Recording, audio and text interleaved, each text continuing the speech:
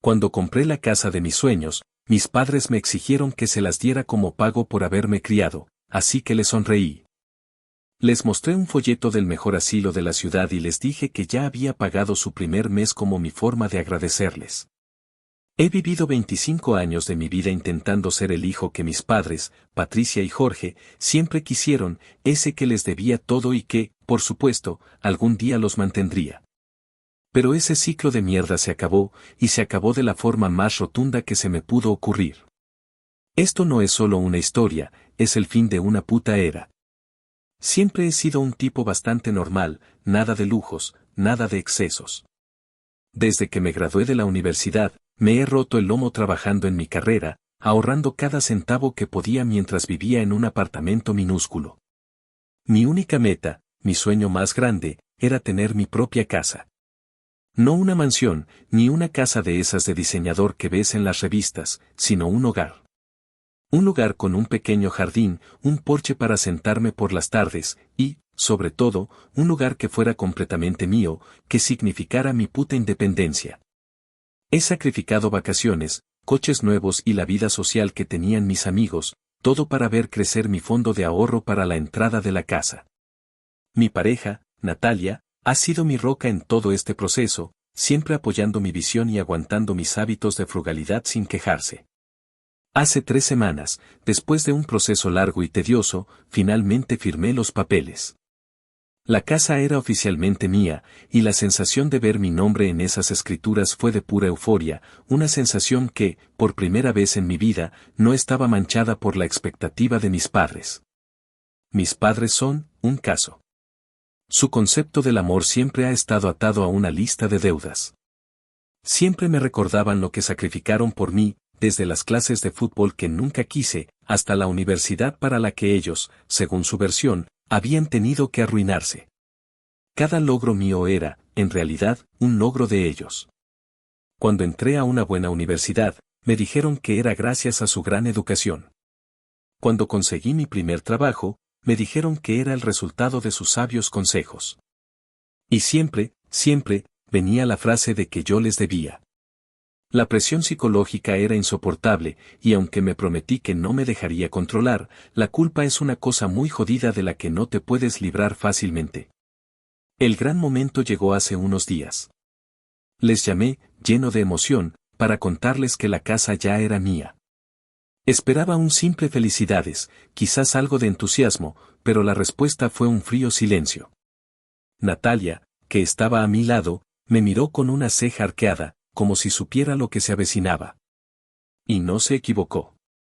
Al día siguiente, se presentaron en mi apartamento, sin avisar, con unas caras que no auguraban nada bueno. Mi madre, Patricia, se sentó en el sofá como si ya fuera suyo, y mi padre, Jorge, se puso de pie, con las manos en los bolsillos, serio como si estuviera a punto de dar un sermón. Patricia rompió el silencio diciéndome, con una voz que pretendía ser dulce, pero sonaba a veneno, que tenían que hablar seriamente conmigo. Fue en ese momento que mi estómago se retorció, el presentimiento me golpeó con fuerza, y supe que su felicitación venía con una factura.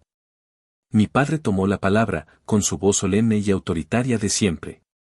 Me dijo que Patricia y él habían pensado mucho en la situación, y que habían llegado a la conclusión de que la casa que yo había comprado era, en realidad, el pago que les correspondía por haberme criado. Me soltó, sin rodeos, que era lo menos que yo podía hacer después de toda una vida de sacrificio de su parte. Me exigieron que les diera la casa. Literalmente. Me miró a los ojos y dijo que ellos se encargarían de la hipoteca, que yo solo tenía que firmar para transferir la propiedad. Que ya era hora de que yo cumpliera con mi parte del trato. Y ahí fue cuando algo se rompió dentro de mí, pero no de dolor o de pena, sino de una rabia fría y calculada. Una luz de claridad me cegó. Esta era su última jugada de control, y yo no iba a ceder. En vez de gritar o discutir, una sonrisa lenta y maliciosa se dibujó en mi cara.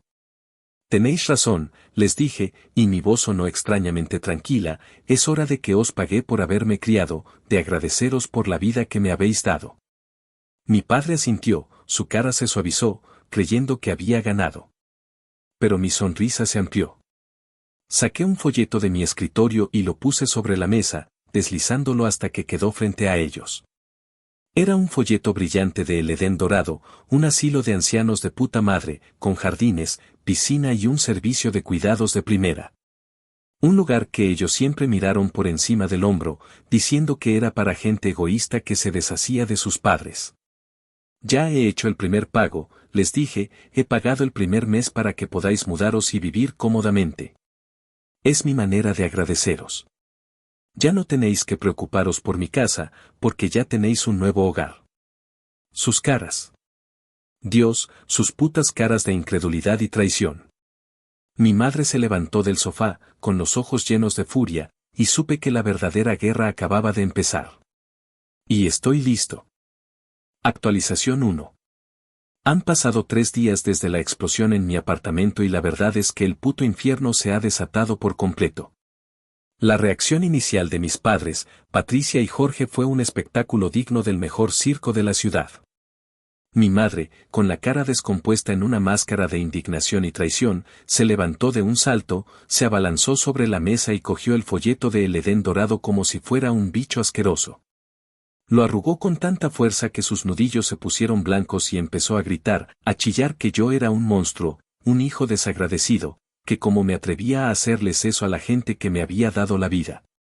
Mi padre, que había permanecido en un estado de shock mudo durante unos segundos, finalmente encontró su voz, y lo primero que salió de su boca fue una amenaza, un esto no se va a quedar así. Cabrón, que me taladró los oídos.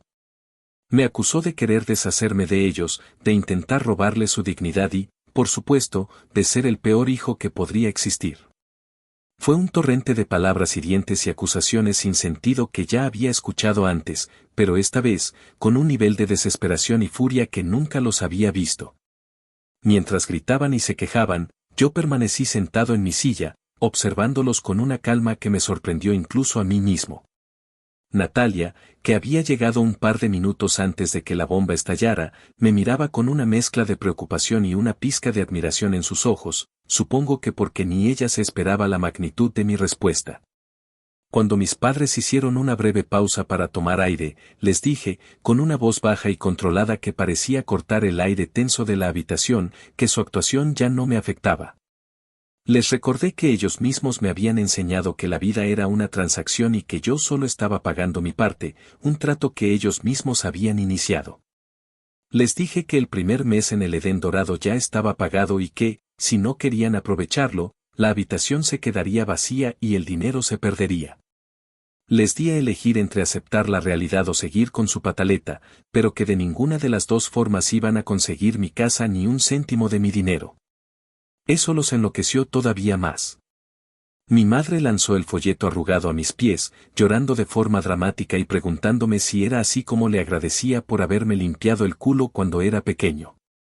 Mi padre, en un último intento de dominar la situación, intentó darme un manotazo, pero Natalia, en un movimiento rápido, se interpuso y le dijo que, si no se calmaba, llamaría a la policía.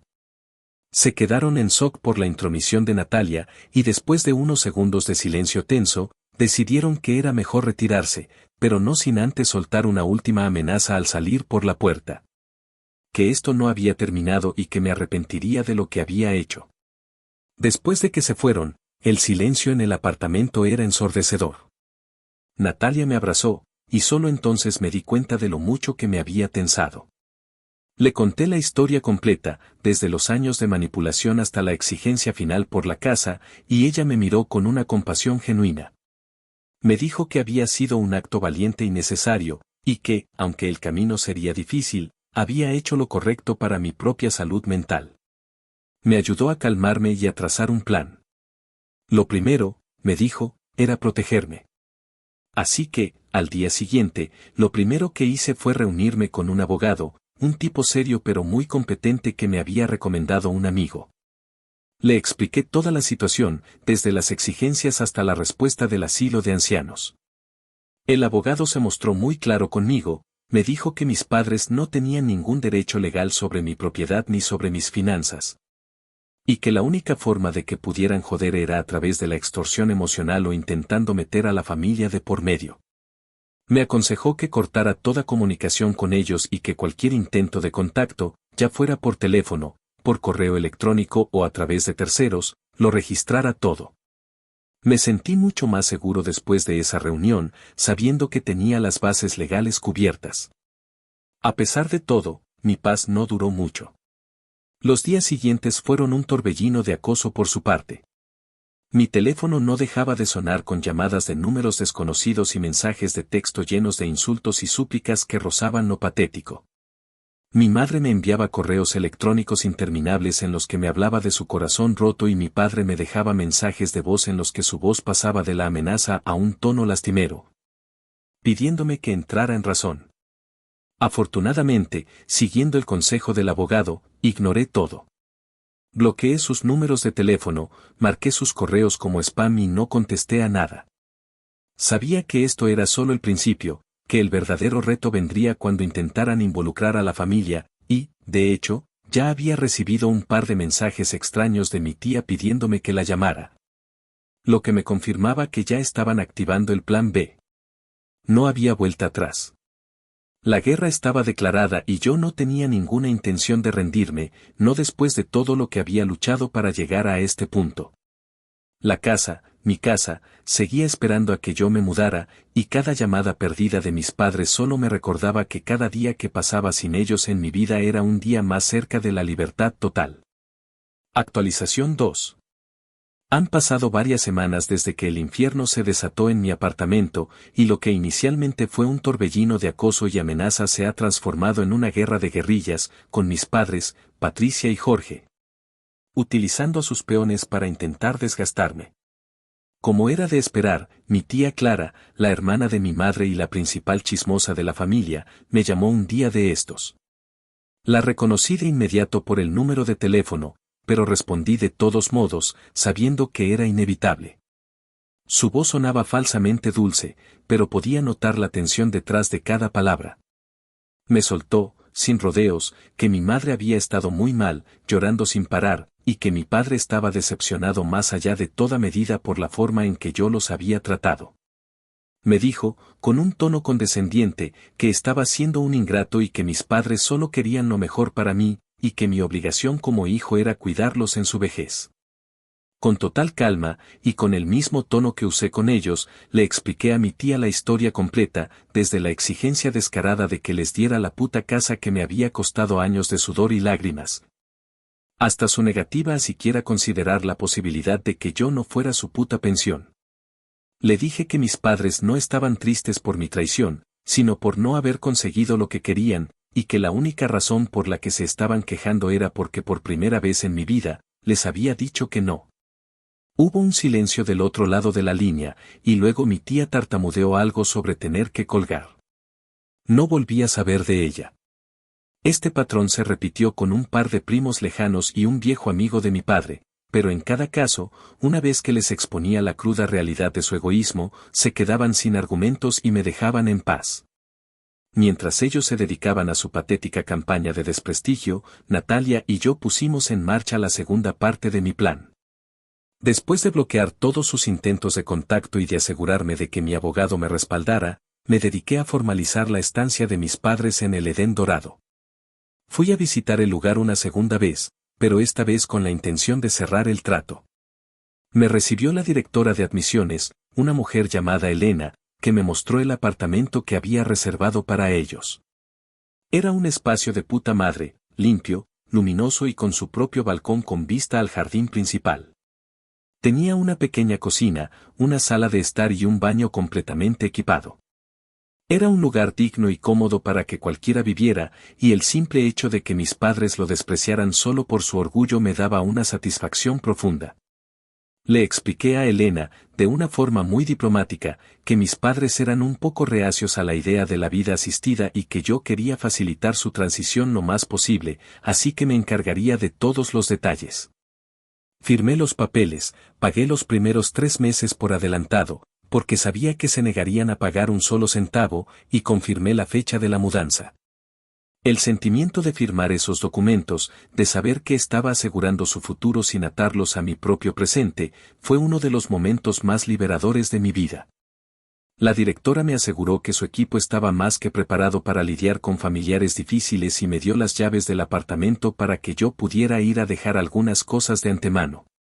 Con los preparativos de El Edén Dorado listos, mi atención se centró completamente en mi casa, mi santuario.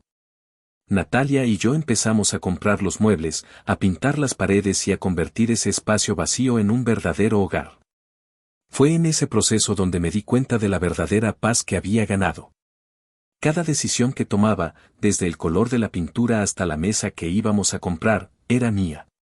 No había una voz en mi cabeza diciéndome que a mamá no le gustaría ese color o que tu padre diría que ese sofá es muy caro.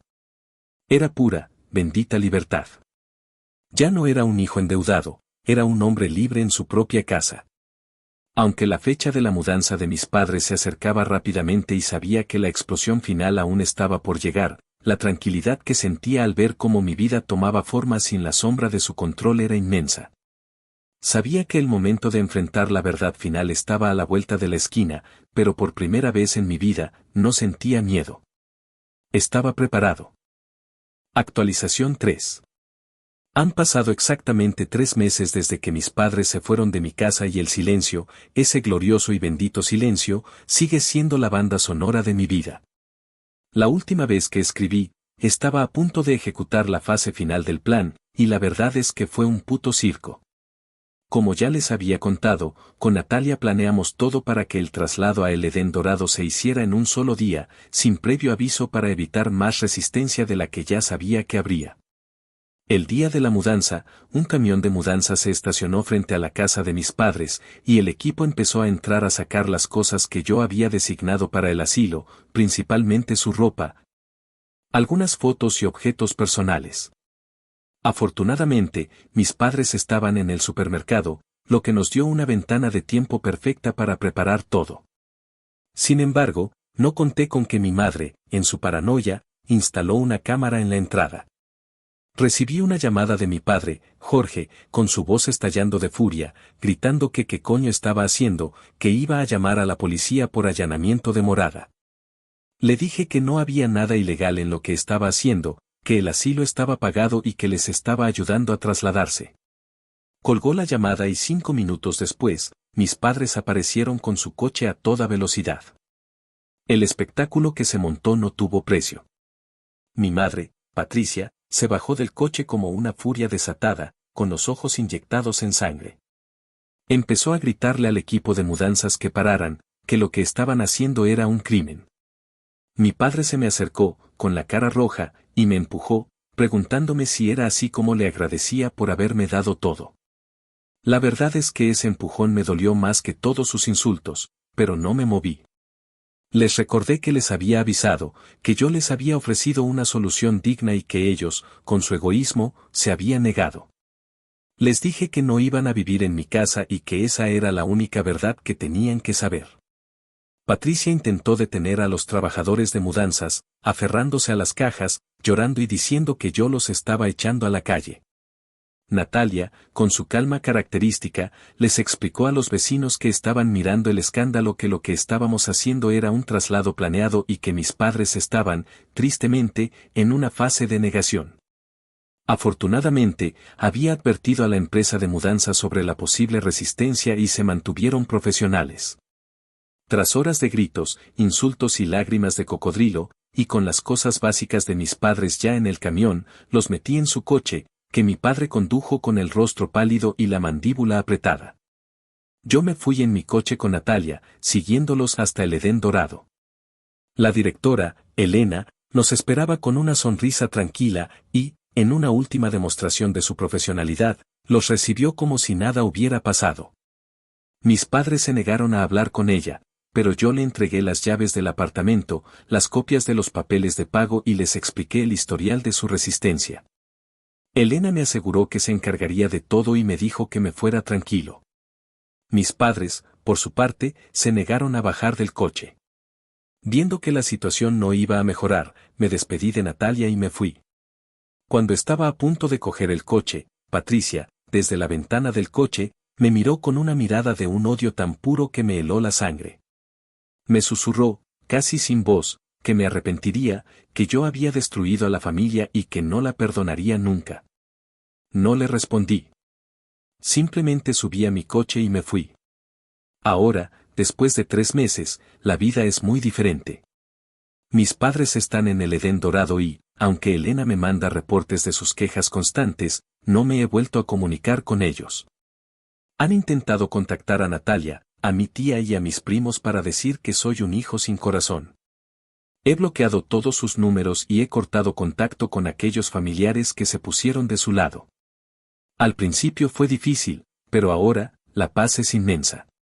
Mi casa se siente como un hogar, no como una prisión que tengo que pagar. Me siento libre, de una forma que nunca había experimentado. La deuda que sentía se ha pagado, y aunque la forma en que lo hice fue brutal, fue la única forma en que pude recuperar mi vida. Actualización 4. Han pasado ya casi 9 meses desde el día que mis padres se mudaron a El Edén Dorado, un tiempo que ha sido para mí una revelación de lo que significa la verdadera paz y la libertad. El caos inicial, los gritos, las lágrimas de mi madre y la furia de mi padre han quedado atrás, convertidos en un recuerdo lejano.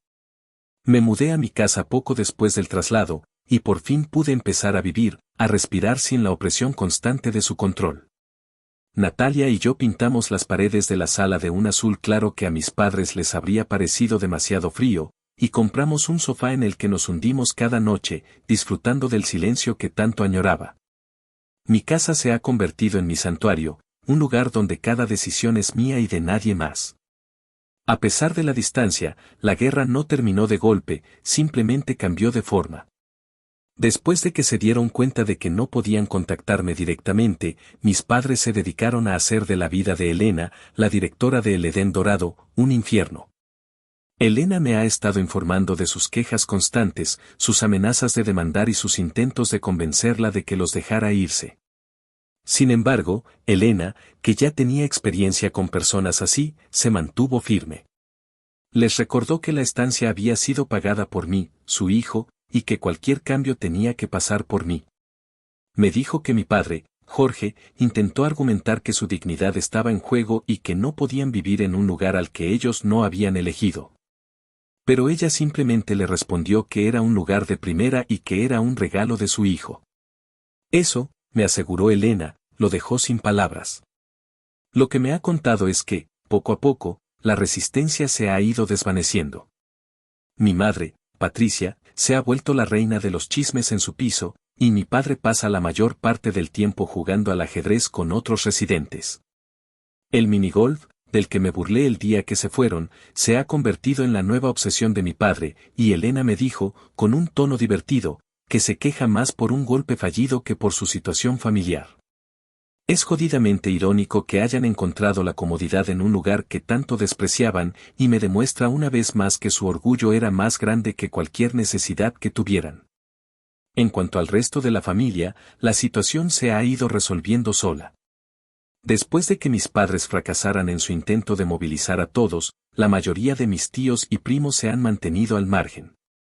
He recibido un par de mensajes extraños de mi tía Clara, intentando ser la pacificadora y diciendo que la familia debe unirse, pero he sido muy claro con ella, la familia se rompió cuando intentaron robarme mi casa, tía. Y yo no voy a ser el que la arregle. Ya no me siento obligado a responder, ni a justificar mis acciones. Las únicas personas con las que mantengo un contacto cercano son Natalia y mi tía Sara, la hermana de mi padre, que siempre ha sido la oveja negra de la familia y la única que ha entendido lo que es vivir bajo la sombra de su control. Ella me dijo que estaba orgullosa de que finalmente me hubiera liberado y que mis padres, con su comportamiento, se habían cavado su propia tumba. Su apoyo ha sido invaluable y me ha ayudado a no dudar de mis decisiones. La verdad es que he pasado los últimos meses disfrutando de mi nueva vida. He plantado flores en el jardín que siempre soñé tener, Natalia y yo adoptamos un perro, y cada día me levanto sin el peso de la culpa o la expectativa. El costo emocional de la venganza fue alto, pero la recompensa, la paz que siento, no tiene precio. Ya no soy el hijo que les debía algo, soy Marcos, un hombre que ha construido su vida con sus propias manos y que ahora, finalmente, puede disfrutarla sin ataduras. Actualización final. Ha pasado un año completo desde que mis padres se mudaron a El Edén Dorado, un ciclo completo de estaciones que ha marcado mi renacimiento. La última vez que escribí, la calma estaba regresando a mi vida, pero ahora esa calma se ha convertido en una paz profunda y duradera. Ya no recibo mensajes de mi tía Clara intentando mediar, ni llamadas de números desconocidos. El silencio es total, y es un puto paraíso. La mayor sorpresa de este último año ha sido la evolución de mis padres. Elena, la directora de El Edén Dorado, me ha estado enviando reportes trimestrales, y la imagen que me ha pintado de su vida es, en muchos sentidos, la prueba definitiva de que mi decisión fue la correcta. Mi madre, Patricia, después de una fase inicial de resistencia y quejas interminables, se ha convertido en una figura central en el club de bridge del asilo. Al parecer, su naturaleza competitiva y su gusto por el chisme la han hecho encajar perfectamente en ese ambiente. Elena me dijo que, aunque sigue siendo la reina del drama de vez en cuando, ha encontrado una comunidad y un propósito que la mantienen ocupada y, lo más importante, lejos de mí. Mi padre, Jorge, también ha encontrado su lugar.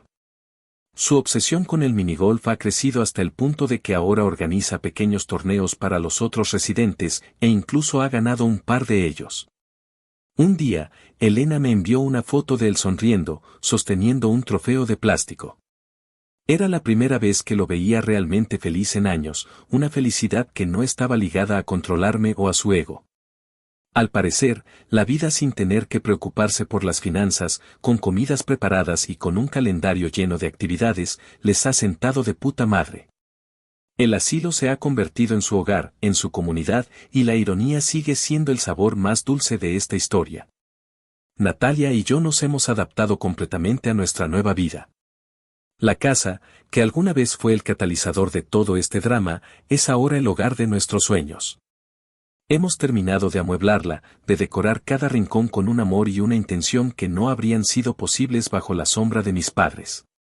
El jardín florece, y el perro que adoptamos, un golden retriever llamado Apolo, corre libremente por el césped, recordándome cada día la libertad que he ganado. A veces, me pregunto si el costo emocional de todo esto valió la pena. La ruptura con mis padres fue brutal, y sé que no hay vuelta atrás. Pero luego recuerdo el miedo constante, la sensación de estar en deuda, la vida que me negaron por años, y no me arrepiento de nada. La verdad es que he pasado un año entero celebrando mi independencia. El próximo mes, Natalia y yo vamos a hacer un viaje que siempre quisimos hacer, un viaje que antes habría sido imposible porque no era una inversión sabia o porque no deberías gastar tu dinero en eso. Ahora, no hay ninguna voz diciéndome qué hacer, ni ninguna deuda emocional que pagar.